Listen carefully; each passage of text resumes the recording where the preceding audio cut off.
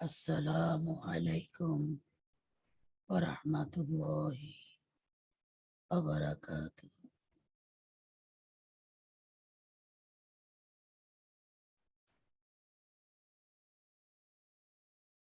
উপস্থিত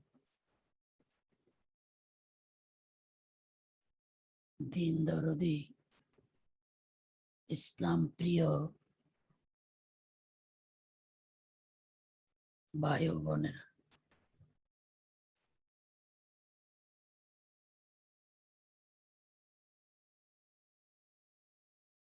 আজকে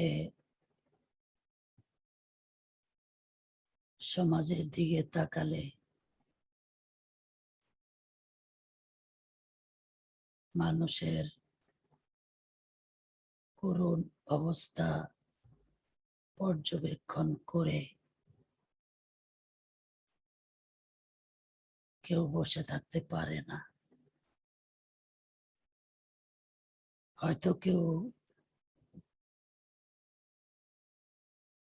পথ খুঁজে পাচ্ছে না কিভাবে সে তুলে ধরবে, অথবা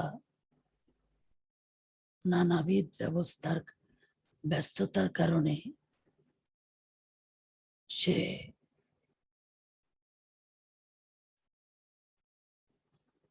তুলে ধরতে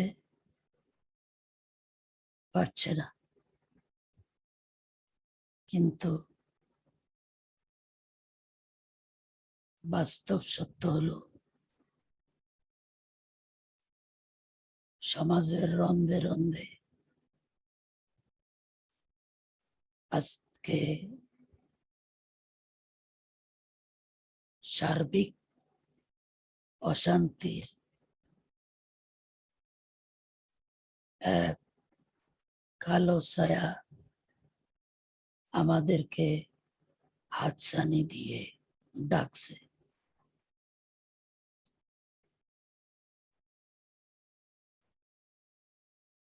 আপনাদের সম্মুখে আপনাদের বিরক্ত করার জন্য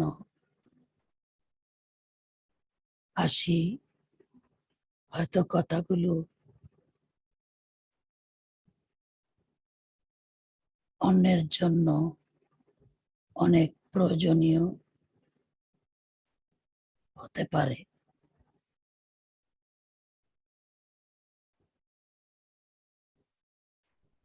তাছাড়া কথায় আছে, হরকতে বরকত। আপনি যে কোনো ব্যাপারে যদি আন্দোলিত হন, তাহলে সেটার পরিণাম মানুষ উপভোগ করতে পারে। তো যাই হোক, উপস্থিত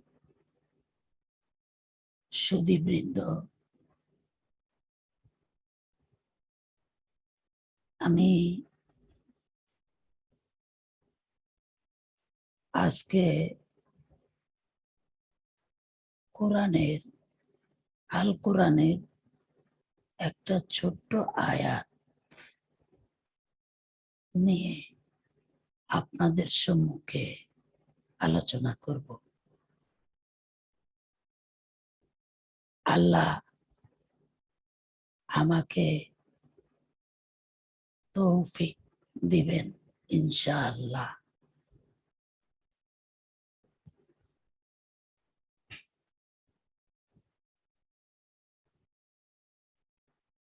أعوذ بالله من الشيطان الرجيم. بسم الله الرحمن الرحيم. فاذكروني أذكركم واشكروا لي ولا تكفرون.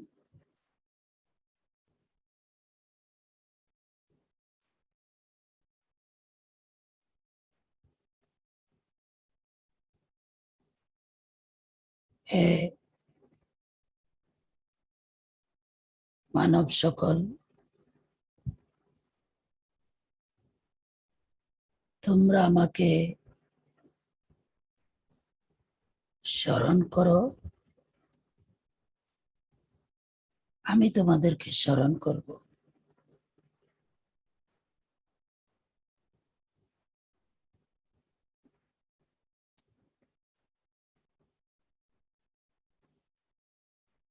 তোমরা আমার নেয়ামতের শুকরগুজার করো।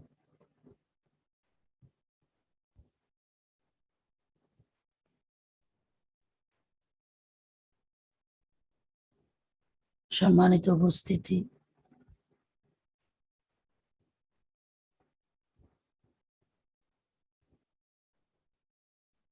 এবার আসুন আমরা আগে এই স্মরণ কথাটি, এই জিকিরটি কিভাবে করতে হবে সে নির্দেশনা কোরআন হাদিসে উল্লেখ আছে। একদল মানুষ বিভ্রান্ত হয়ে আল্লাহর জিকির করতে করতে তারা কিং কর্তব্য বিমূঢ় হয়ে গাছে উঠে নদীতে ঝাঁপ দিয়ে অন্যের গায়ের উপরে পড়ে লাফালাফি করছে। কিছু লোক, অনেকজন একত্রিত হয়ে জোরে জোরে জিকির করছে।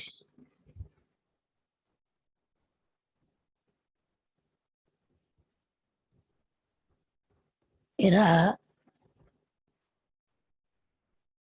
আসলে আল্লাহ ভালো জানেন, হয়তো আল্লাহর প্রতি তাদের আবেগ এত প্রখর যে তারা হিতাহিত জ্ঞান হারিয়ে ফেলেছে। কিন্তু আসলে ইসলাম এমনই একটি জীবন ব্যবস্থা, বিনয়ী, নম্রতা, সহজ সরলতা, এগুলো ইসলামের বৈশিষ্ট্য। অরাজকতা সৃষ্টি কখনো ইসলামের বৈশিষ্ট্য হতে পারে না। যাই হোক, এ ব্যাপারে আল্লাহ ভালো জানেন। আমরা শুধু বাহ্যিক দিকটা দেখে কথাগুলো বলতে বাধ্য হচ্ছি।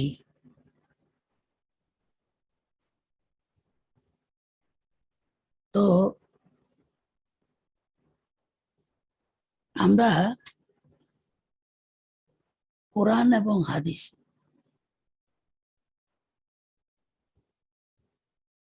এই ব্যাপারে আমাদেরকে কি নির্দেশনা দিচ্ছে, আমরা সেগুলো একটু পর্যালোচনা করছি। মানুষ আল্লাহ তাআলার জিকির বা স্মরণ করবে, সব সময় তার তাসবিহ, তাহলিল তথা প্রশংসা করবে, এমনটি তার আল্লাহর ইচ্ছা। তিনি কোরআনে মানুষকে উদ্দেশ্য করে বলেছেন, হে ঈমানদারগণ, তোমরা আল্লাহ তাআলাকে বেশি বেশি স্মরণ করো। সূরা আহজাব আয়াত 14। হাদিসে পাকে প্রিয় নবী হযরত মুহাম্মদ সাল্লাল্লাহু আলাইহি ওয়াসাল্লাম জিকির আজকারের গুরুত্ব, অসংখ্য ফজিলত বর্ণনা করছেন। জিকিরের মধ্যে সবচেয়ে প্রিয় তাসবিহ বা জিকিরের বর্ণনাও করেছেন। হযরত আবু হুরায়রা রাদিয়াল্লাহু তাআলা আনহু বলেন, রাসূলুল্লাহ সাল্লাল্লাহু আলাইহি ওয়াসাল্লাম বলেছেন,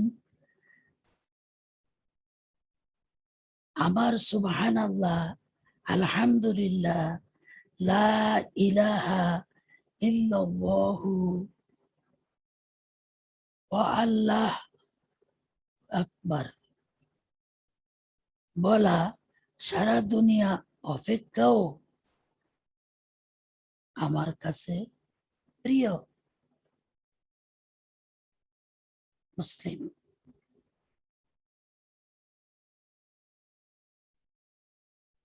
হাদিসে উল্লেখিত সারা দুনিয়া থেকে প্রিয় বলার দ্বারা উদ্দেশ্য হলো দুনিয়া ও দুনিয়ার সব সম্পদ থেকে প্রিয়।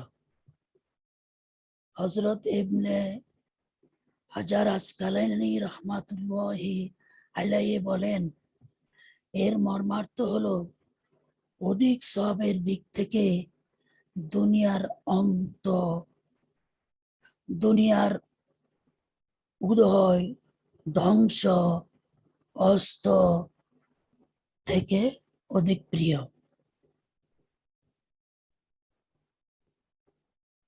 অন্য হাদিসে নবিকুলের শিরোমণি হযরতে মুহাম্মদুর রাসূলুল্লাহ সাল্লাল্লাহু আলাইহি ওয়াসাল্লাম বলেন, হযরত সামুরা ইবনে জুনদুব রাদিয়াল্লাহু তাআলা আনহু বলেছেন, শ্রেষ্ঠ বাক্য হচ্ছে চারটি: সুবহানাল্লাহি ওয়ালহামদুলিল্লাহ ওয়া লা ইলাহা ইল্লাল্লাহু ওয়াল্লাহু আকবার। অর্থ, আল্লাহ পবিত্র, আল্লাহর জন্য প্রশংসা, আল্লাহ ব্যতীত কোনো মাবুদ নেই এবং আল্লাহ সর্বাপেক্ষা মহান।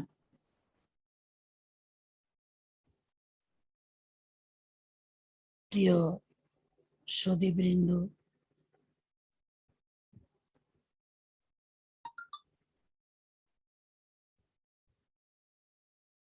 এই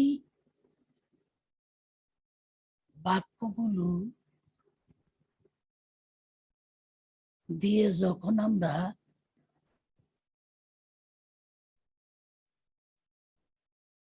আল্লাহর জিকির করব,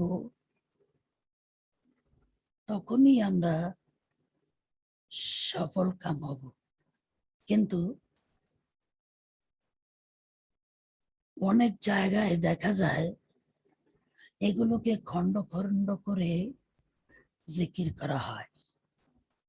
যেমন কেউ বলে ইল্লাল্লাহ ইল্লাল্লাহ, কেউ বলে লা ইলাহা।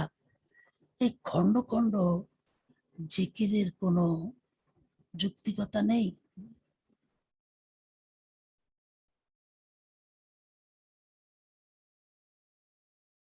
দেখেন, আল্লাহর ৯৯টি নাম গুণবাচক, সেগুলো দিয়েও আমরা কিন্তু জিকির করতে পারি।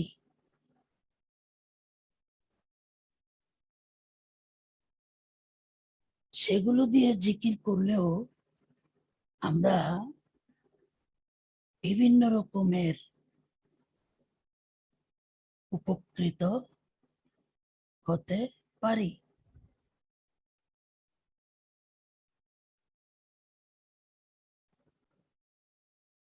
প্রিয় সুধীবৃন্দ,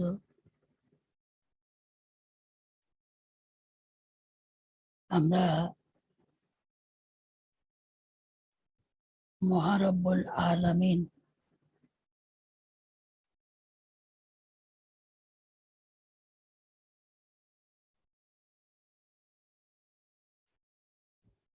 মহারব্বুল আলামিনকে পাওয়ার জন্য উদগ্রীব, কিন্তু আল্লাহ রাব্বুল আলামিনকে পাওয়া কত যে সহজ, এই দিকটা আমরা বিবেচনা করছি না।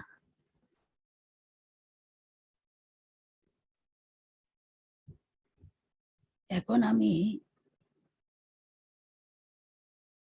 আপনাদেরকে ব্যাপারগুলো আরো সহজভাবে তুলে ধরার চেষ্টা করছি। সেটা হচ্ছে জিকির করা, স্মরণ করা, তার প্রশংসা কীর্তন করা,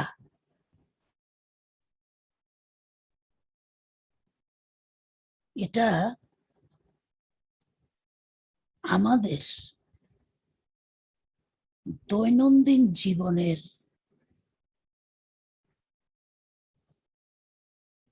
সময়ের সাথে, কাজের সাথে কিভাবে সম্পর্কিত,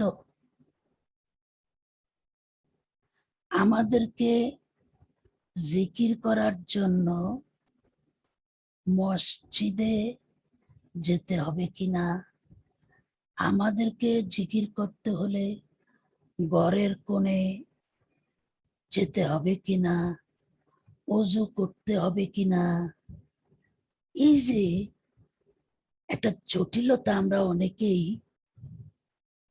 এনে মানুষকে জিকির থেকে দূরে সরে দিচ্ছি, এটা আদৌ ঠিক হয়নি।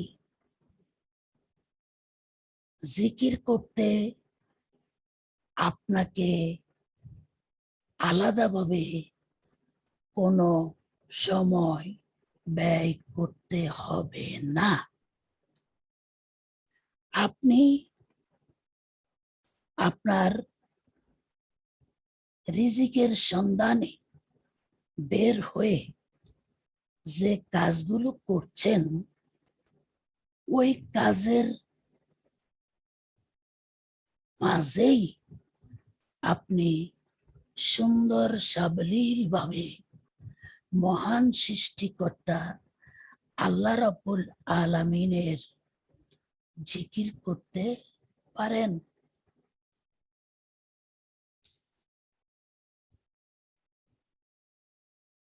সম্মানিত বন্ধু সকল,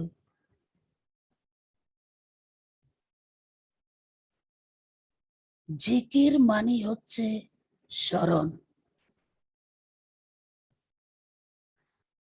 আর স্মরণ মানে মুখে উচ্চারণ কিন্তু অন্তরে স্থান না দেওয়া, এটা জিকিরের বৈশিষ্ট্য নয়।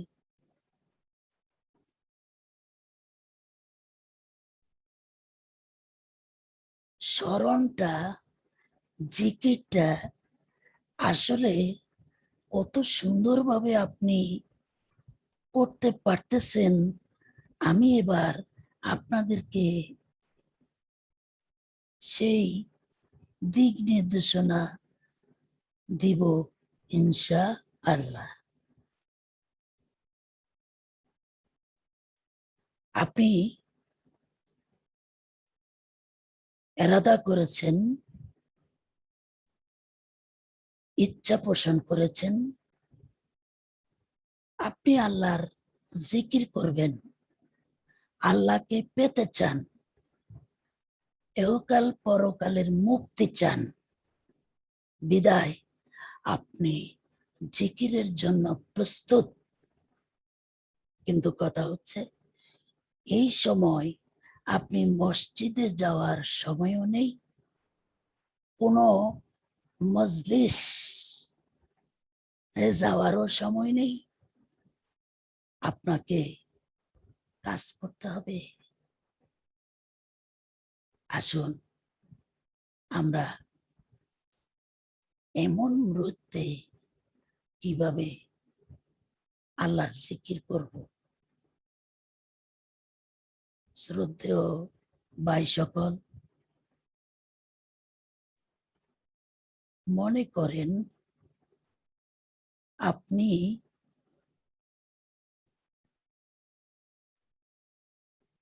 অফিসে চাকরি করেন,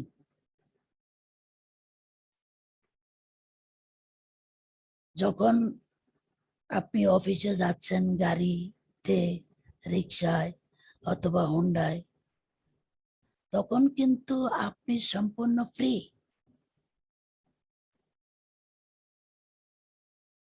আপনি তখন আল্লাহর সৃষ্টিকে নিয়ে ভাবুন। গাড়ির জ্বালানা দিয়ে রিক্সায় বসে আপনি চিন্তা করুন, এই আকাশ, এই বাতাস, এই গাছগাছালি, এই চন্দ্র সূর্য এত সুন্দরভাবে আমার আল্লাহ কিভাবে সাজালেন। এত সুন্দর করে সাজিয়েও সেই আল্লাহ মানুষের মন পাচ্ছেন না। এই মানুষগুলোই বা কেমন? ওরা তারপরেও আল্লাহকে স্বীকার করে না। ওদের মতো বোকা আর আছে কি? আপনি এইভাবে আলো বাতাস গাছ গাছালি এগুলো নিয়ে ভাবছেন, আর এগুলোর স্রষ্টা মহারব্বুল আলামিন এত সূক্ষ্মভাবে কারুকার্য সম্মিলিত করে সৃষ্টি করেছেন। উনি না হয় উনি বা কেমন? এই যে কথাগুলো ভাবতেছেন, এটাই আপনার জিকির।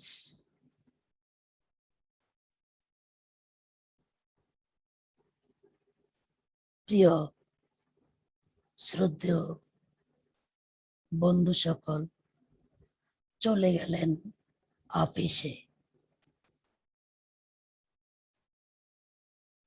আপনার বস আপনার কাছে নেই,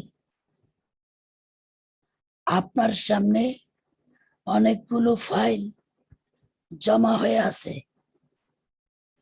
আপনি একটু চিন্তা করেন, এই ফাইলগুলো তো এইভাবে জমা হয়ে থাকা ঠিক নয়। অনেক মানুষের দরকারি ফাইল। আমি এগুলো সিগনেচার করে ছেড়ে দেই, কারণ আমার আল্লাহ দেখছেন, উনি এই জমা করে রাখা মোটেও পছন্দ করবেন না। এই যে কথাটা আপনার মনে আসলো, আর আপনি ফাইলে সিগনেচার করছেন আল্লাহর প্রতি লক্ষ্য করে, এটাই আপনার জিকির, এটাই আল্লাহকে স্মরণ। এরপরে প্রতিমধ্যে এক লোক ওই ফাইলের জন্যই, ওর যে কোনো একটা ফাইলের জন্যই কিছু ঘুষ নিয়ে আপনাকে প্রস্তাব দিচ্ছে যে আমার ফাইলটা দেন ভাই, আপনাকে আমি 20,000 টাকা দিলাম। আপনি আল্লাহকে স্মরণ করতেছেন, ওই ফাইলগুলো চালাচালি করছেন আল্লাহকে স্মরণ করে। এখনো আল্লাহ আপনার কাছেই আছে। ওর ঘুষের কথা শুনে আল্লাহ কথা আপনার মনে পড়ে গেল, এটা তো কখনোই আল্লাহ পছন্দ করবেন না। অতএব আমি ঘুষ ছাড়া এই লোকের ফাইলটা ছেড়ে দিচ্ছি। এই কথা বলেই আপনি ওই লোকের ফাইলটা ওকে করে ছেড়ে দিচ্ছেন, আর মনে মনে বলছেন, ইয়া আল্লাহ, আপনি দেখছেন, বিদায় আমি ঘুষ নিলাম না, আমি ফাইলটা ছেড়ে দিলাম, আপনি কবুল করেন। আপনার জিকির হয়ে গেল।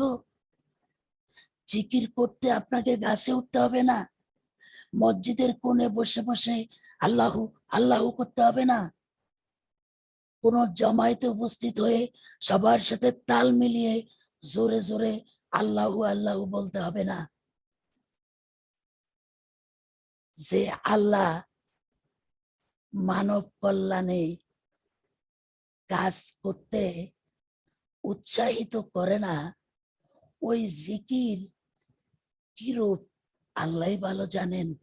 কিন্তু যেই জিকিরের মাধ্যমে এই ধরনের কাজগুলো সমাধা হচ্ছে,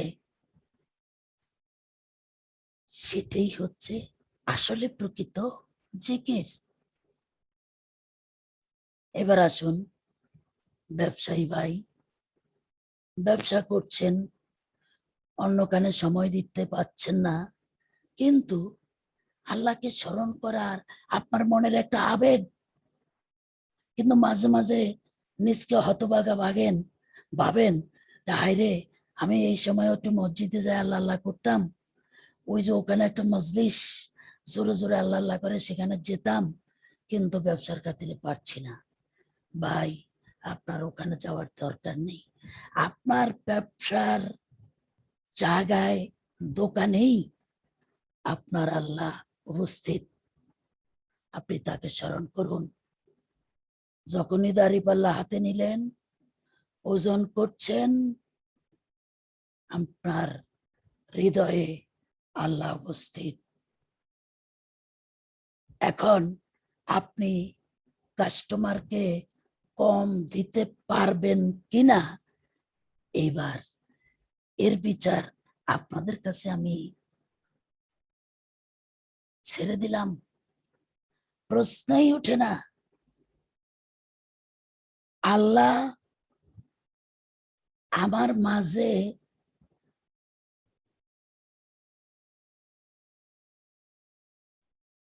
এসেছেন, আর আমি মানুষকে পাল্লায় কম দিব, পয়সা বেশি রাখবো, মানে যত অন্যায় আছে এই অন্যায়গুলো করব, এটা কখনো সম্ভব নয়। তাহলে কি হচ্ছে? আল্লাহ আপনাকে বিরাট পাপ থেকে মুক্ত করছেন, আর এটার নামই জিকির। আল্লাহকে স্মরণ করা।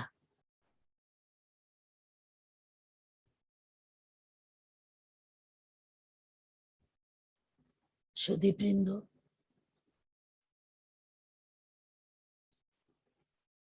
এমনি ভাবে প্রত্যেকটা ক্ষেত্রে যে যে কাজই করেন না কেন, আল্লাহকে স্মরণ করার জন্য, আল্লাহর জিকিরের জন্য আপনাকে অহেতুক কাজকর্ম ছেড়ে দিয়ে, চাকরির দায়িত্ব থেকে অব্যাহতি নিয়ে, ব্যবসা থেকে অব্যাহতি নিয়ে, যে যে কাজে করেন না কেন সেখান থেকে অব্যাহতি নিয়ে মসজিদে অনেকগুলো মানুষের সাথে তাল মিলিয়ে মাথা নেড়ে নেড়ে জিকির করবেন। এটা আসলে যুক্তিসঙ্গত নয়।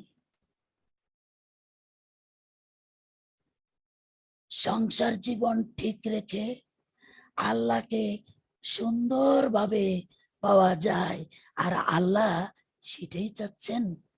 একটা কথা আছে, ইসলাম বৈরাগ্য পছন্দ করে না। আপনার আল্লাহকে পাওয়ার জন্য, স্মরণ করার জন্য, জিকির করার জন্য আপনি বনে জঙ্গলে ঘুরে ঘুরে বেড়াচ্ছেন, সন্ন্যাসী সেজেছেন, মোটেও ঠিক নয়।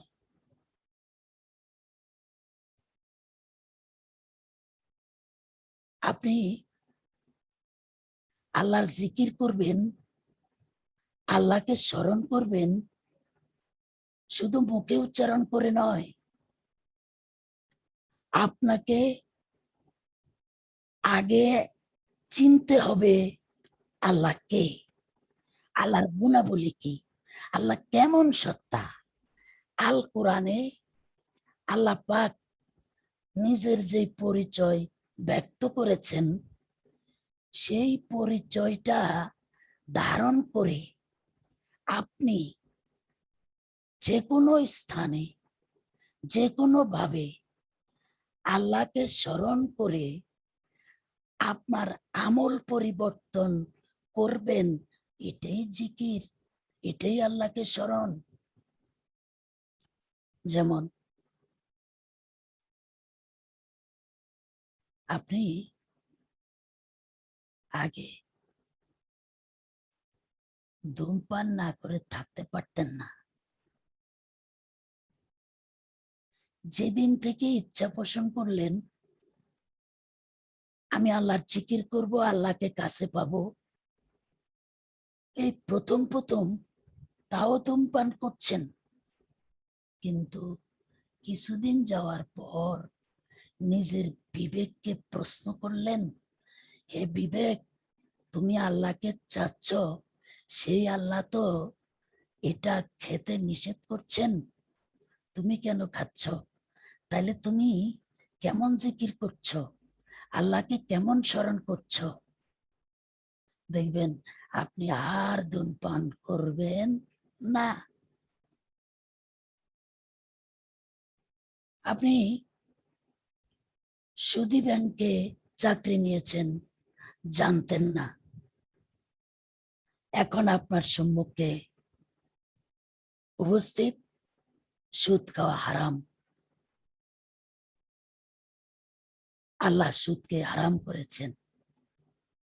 আপনি আল্লাহকে স্মরণ করতে চাচ্ছেন, আল্লাহর স্মরণ হৃদয়ে ধারণ করে আল্লাহর বন্ধু হতে চাচ্ছেন, এবার আপনি কি সেই সুদ খাবেন? অবশ্যই না।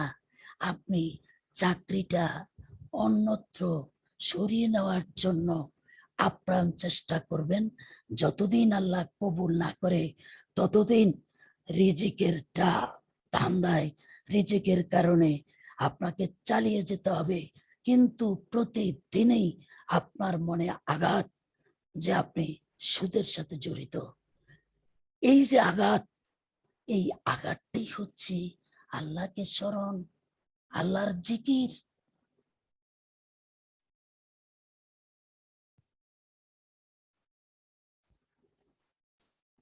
আমরা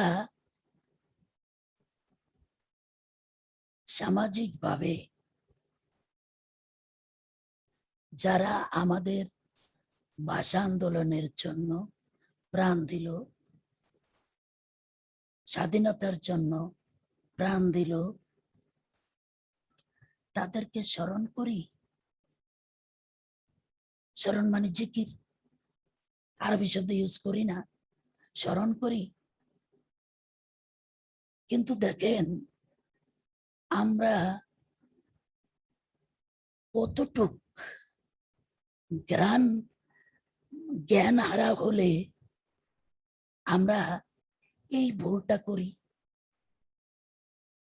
ভাষা আন্দোলনের জন্য যারা প্রাণ দিয়েছেন তারা এই দেশে মাতৃভাষা বাংলাকে রাষ্ট্রভাষা হিসেবে স্বীকৃতি পাওয়ার জন্যই তাদের প্রাণ দেওয়া, অন্য কোনো কারণে নয়। অথচ প্রতি বছর আমরা তাদেরকে স্মরণ করছি, তাদের জিকির করছি, কিন্তু তাদের যে চাওয়া রাষ্ট্রভাষা বাংলা, সর্বস্তরে বাংলার প্রচলন করা, আমরা সেটা করছি না। আজও অফিস আদালতে ইংরেজি চর্চা, আজও শিক্ষা ব্যবস্থায় ইংরেজি চর্চা, অন্য ভাষার চর্চা। তাহলে অনেক ডাক ডোল পিটিয়ে খালি পায়ে দল বেঁধে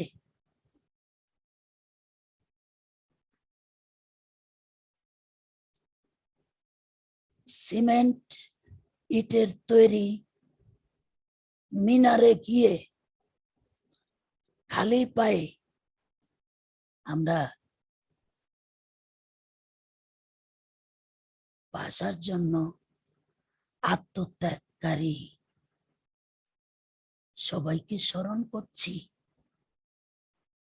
গান গেয়ে বিভিন্ন বক্তৃতা দিয়ে অনুষ্ঠান করে আমরা তাদের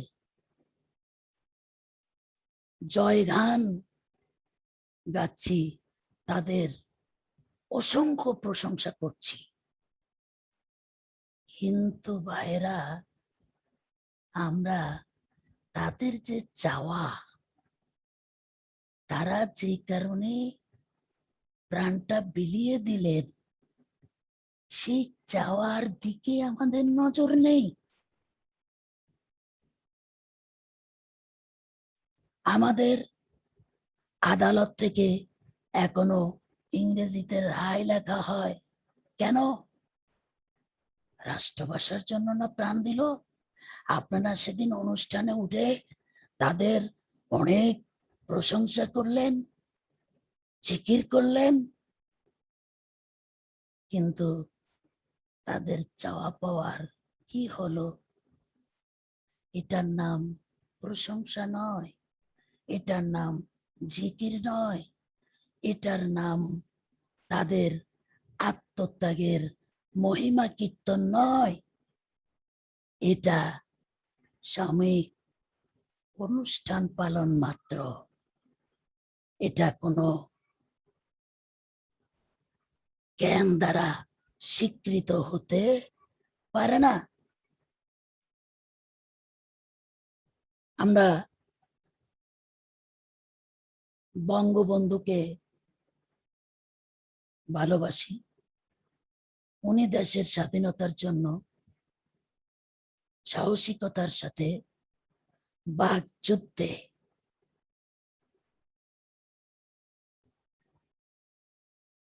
বিজয়ী হয়েছেন। ওনার এই অবদানের জন্য আমরা ওনার জন্য অনুষ্ঠান করি, বিভিন্ন গান তৈরি করি, বিভিন্ন কিছু করি, কিন্তু উনি যে বাঙালি জাতির মুক্তি পাকিস্তানিদের কাছ থেকে ছিনিয়ে আনতে আপ্রাণ চেষ্টা করছেন, তার সেই প্রশংসা আমরা মুখে বলি, কিন্তু কাজের মাধ্যমে একটুও দেখাতে পারছি না। নচেৎ বঙ্গবন্ধুর ছেড়ে যাওয়া সেই দেশ আজকে দলাদলি, মারামারি, কাটাকাটি, জ্বালিয়ে পুড়িয়ে দেওয়া, গুলি করা, মেরে ফেলা, গুম করা, এগুলো কখনো কি বঙ্গবন্ধু মেনে নিতেন? প্রশ্নই ওঠে না। ওনার চেহারাটা যারা দেখছেন, ওই চেহারায় কখনো এই বিদঘুটে আচরণ লক্ষ্য করা যায় না। সেই বঙ্গবন্ধুকে আমরা আজকে কোথায় নিচ্ছি? এর নাম শেখ মুজিবকে স্মরণ করা নয়। শেখ মুজিবের চাওয়া পাওয়া বাস্তবায়ন করার নামই হচ্ছে তাকে স্মরণ করা। আজকে আমরা তার সাথেও বেঈমানি করতে দ্বিধাবোধ করি না।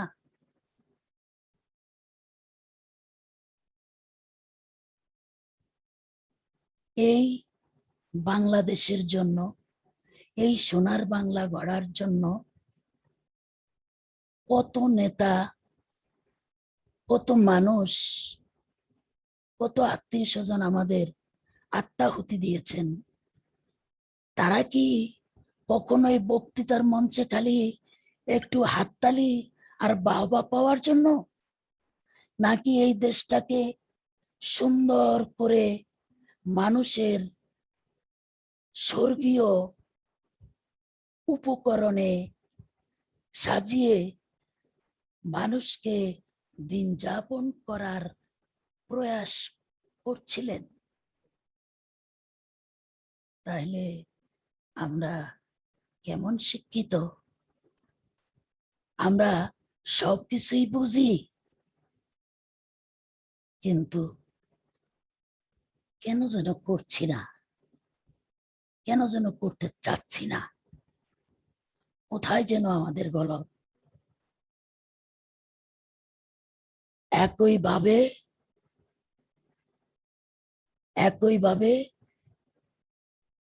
ওই জিনিসগুলো বোঝানোর জন্যই পৃথিবীতে এই ঘটনাগুলো ঘটে।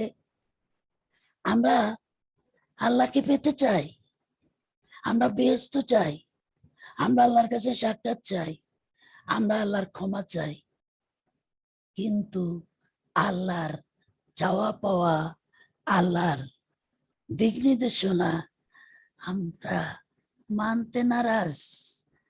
আমরা মসজিদে বসে আল্লাহু আল্লাহু করব, আল্লাহু আল্লাহু বলে বলে গাছে উঠবো, লাফাবো, চিল্লাবো, পুকুরে পড়বো, কিন্তু আল্লাহর আইন মানব না।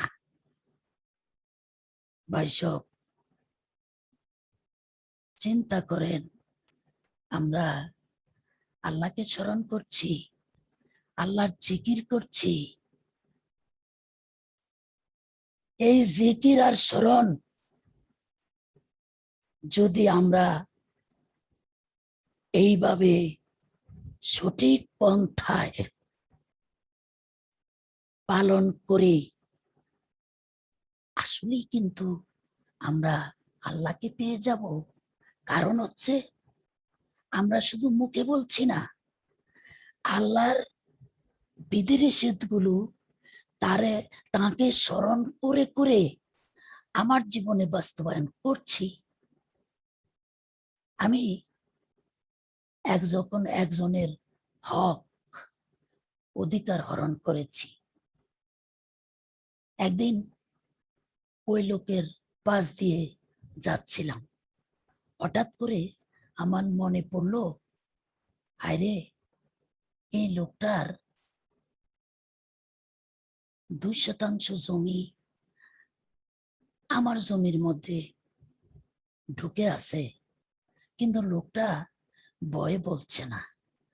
তাহলে আমি ওর জমিটা কেন ব্যবহার করব? এই প্রশ্ন ওই আল্লাহ জিকির এবং আল্লাহর স্মরণ আপনাকে বলে দিবে আল্লাহ এটা মোটেও পছন্দ করেন না।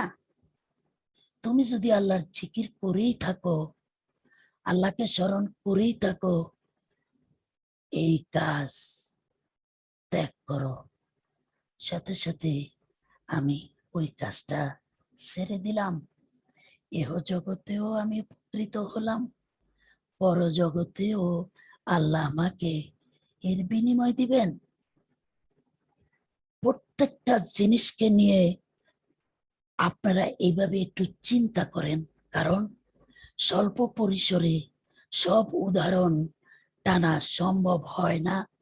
কিন্তু আল্লাহ আপনাদেরকে যে বিবেক দিয়েছেন, ওই বিবেকের কাছে আমার প্রশ্ন যে আল্লাহকে স্মরণ, আল্লাহকে জিকির মুখে জোরে জোরে কতগুলো মানুষকে একাত্র করে করা, মসজিদের কোণে বসে বসে করা, নাকি কর্মক্ষেত্রে দৈনন্দিন জীবনে প্রত্যেকটা কাজে আল্লাহকে উপস্থিত রেখে সঠিক কাজ করা, কাজের সমাধা করা, এটা আল্লাহর জিকির, এটা আল্লাহর স্মরণ? এটা আপনাদের বিবেকের কাছে প্রশ্ন রেখে আমি আজকে এখানে শেষ করলাম। আল্লাহ হাফেজ। আসসালামু আলাইকুম রহমতুল্লাহি ওয়া বারাকাতুহু।